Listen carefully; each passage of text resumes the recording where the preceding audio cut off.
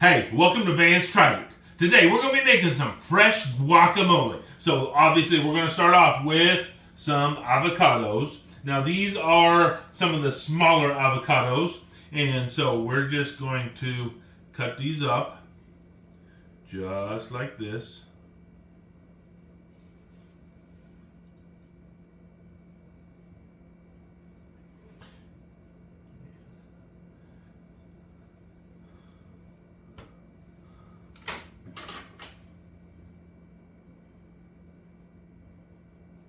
So, now just take your spoon, just run it through here, just like that. I always like to start right where the stem was. That way I can kind of bypass that part. So I just start it right there at the stem and just squash it along in there, just like that. Now, what are you looking for when you're looking for an avocado? You want them to be pretty dark. A little bit of green is okay, but really it's more than just what you're looking at. You need to feel them. You should be able to push them in a little bit, but you don't want to be able to push them all the way in.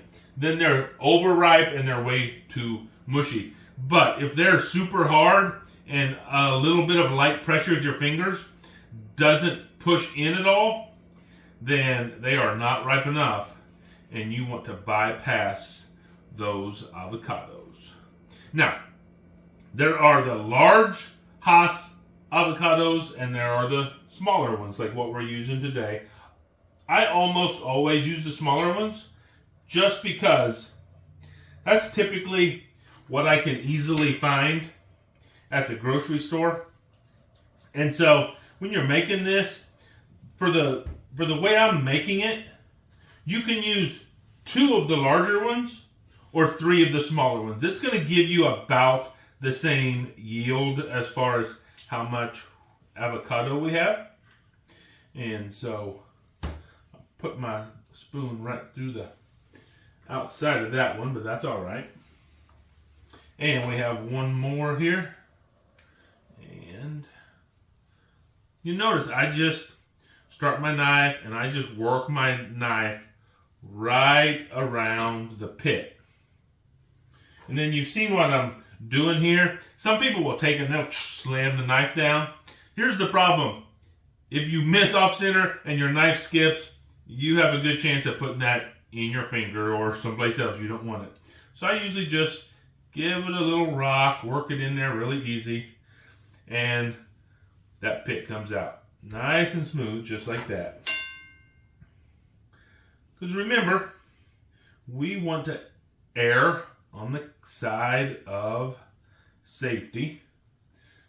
Because, look, even if you don't mind getting yourself cut, which that would be weird if you didn't mind that, but hey, to each their own. You definitely don't want to get blood in the food you're making. So we're just going to do this.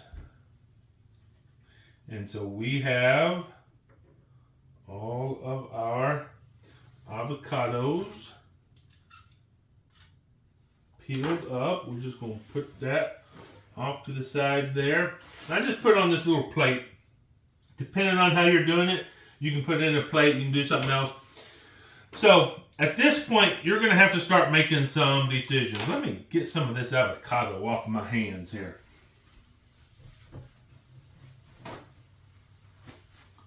Okay, just use a little paper towel. Just wipe them off a little bit. There we go. Okay, as I was saying, this is the point where you're going to start having to make some decisions. And the first decision you're going to have to make is, how chunky do I want my guacamole? Some people do what I call really an avocado salad. And so they would just cut these up, kind of like this, and add whatever seasoning they're going to add. And if that's what you like, that's fine. I don't personally call that guacamole. I think for guacamole, you have to have them at least somewhat washed up. But if that's what you like, then make it that way. Because what does it matter what I call it? It only matters what you call it and what you want to eat. So certainly you can just do this. Just take your knife, make you some pieces, some chunks. And you can go right there, get them as small as you want, as big as you want. Put whatever seasoning, like the seasoning I'm about ready to show you in there. And you would be good to go with your guacamole. But I don't recommend that. I think there's a better way to do it. So, the next layer is what I would call a chunky guacamole. And that is, you're going to take your fork and you're going to start squishing some of these down.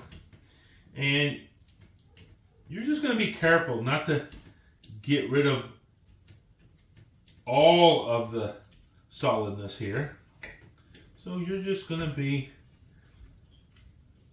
mashing them up while you're careful to leave some chunks in here.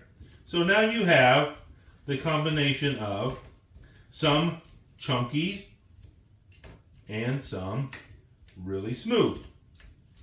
And you just do that as much as you want, leaving as much chunks as you want. Now, I'm going to tell you how I like to eat my guacamole now. And that is, I like my guacamole to be smooth. And so I'm going to mash all of my avocado up as much as I can. And I don't want any really chunks in here. I just want it as smooth as I can possibly get it. Now, if you want the chunkier stuff, there's no need to put it on the plate.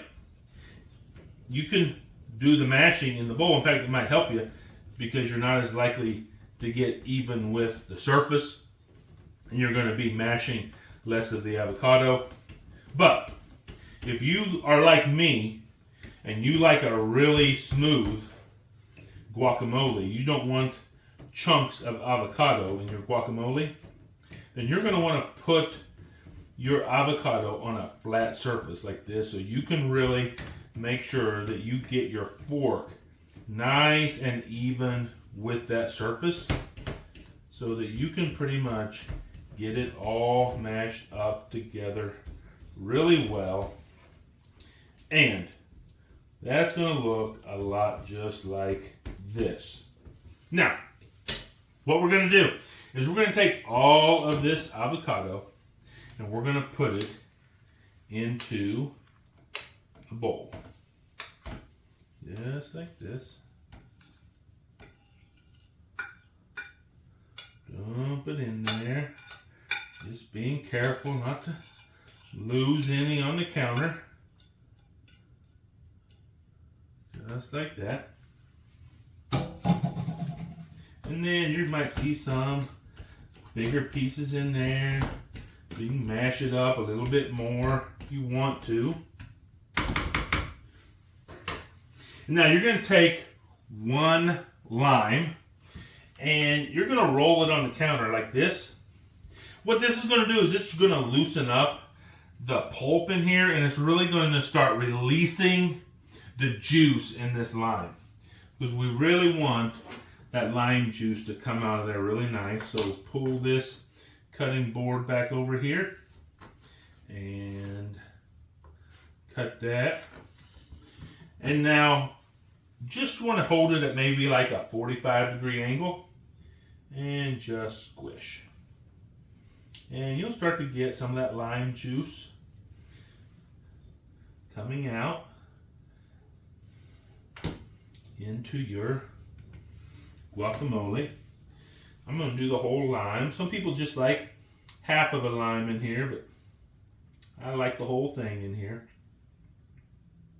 Now, if you don't feel like your grip is strong enough to really squeeze enough lime juice out, you can get a lemon or lime juicer.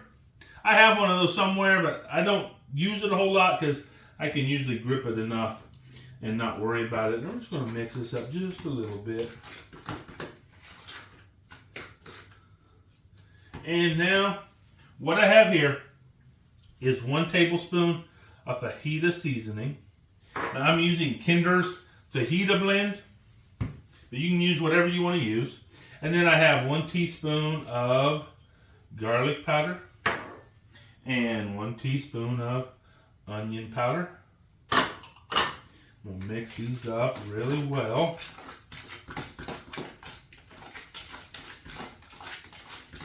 Just like that. You just want to continue to mash anything. You see some chunks in there that you don't want, just mash them. You're really just wanting to get all those seasonings mixed up in there where you don't see big clumps of seasoning. So just turn your bowl this way and that way. Just work it around really well. And look, you could stop right here. And if you stopped right here, you'd have a good guacamole.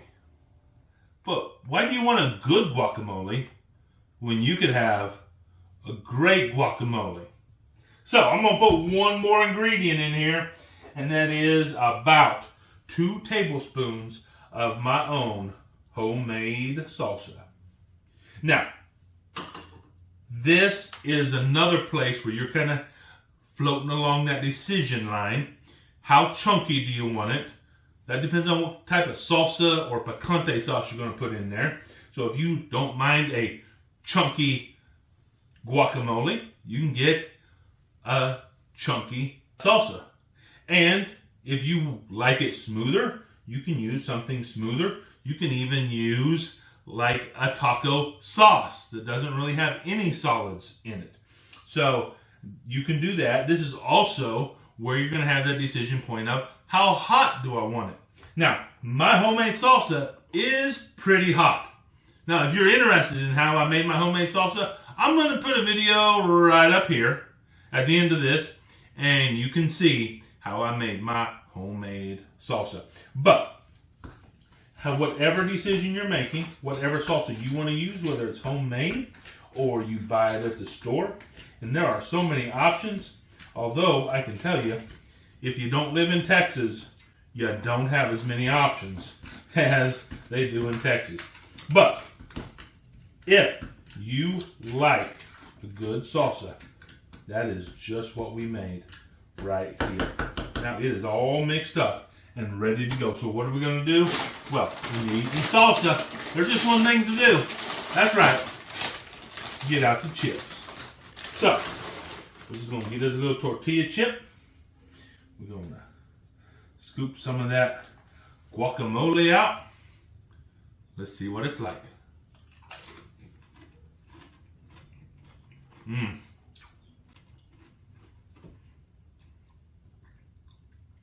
You have that smoothness of the avocado in there, and that's offset by that lime that just really just kicked it all off. And then you have the salsa in there, you have the seasonings in there. They all just blend together just right. And here's the thing. My wife always says, look, save your pits. Because my wife likes to put a pit in there. She thinks it browns slower with a pit in there. I've not done any scientific studies, so that might be true, it might not.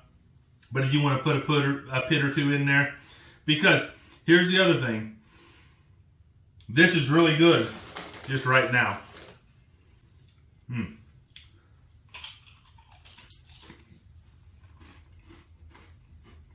But if you let this set for even half hour, 45 minutes, all those seasonings are really going to start to soak up into this guacamole, and it's going to be even better. But let me know down in the comment section, what is your favorite dip? Do you love guacamole? Are you a queso type of person? Do you like just the plain old sour cream and onion dip, French onion dip. Me, I love a really good bean dip. So, there's a lot of good dips out there. Tell me what your favorite is. And while you're down there, would you please go ahead and like and subscribe and ring that bell so you get notified every time I make a new video. This guacamole, delicious. I tried it. You should too.